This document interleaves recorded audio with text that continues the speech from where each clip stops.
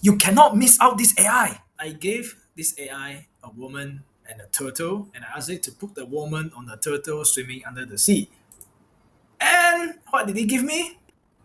Amazing, guys. It basically gave me the woman and the turtle swimming under the sea in less than 10 seconds. Now, how will we use this AI and where should we use it? Now, the link to the AI is in the description below. It's called Gemini. Okay, Gemini AI. So you cannot use the current new Gemini Flash experimental image generation from the Gemini website. You need to use it in the Google AI Studio. Okay, in the Google AI Studio.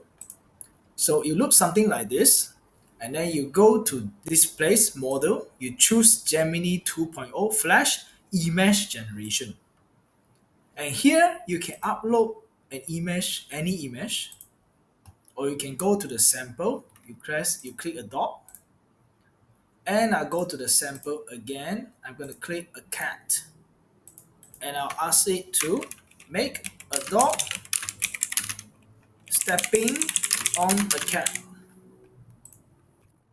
Amazing, guys. You see the dog is stepping on the cat.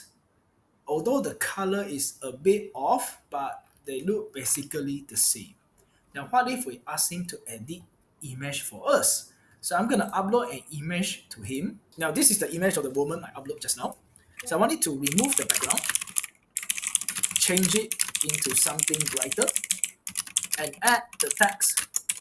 Gemini is fire. Okay, guys. It even moved the woman to the side to create this image. Amazing, guys. So let's try something else. Make it into a wonderful thumbnail for YouTube with the same word. Well, it just moved it to a left side, but at least it did something.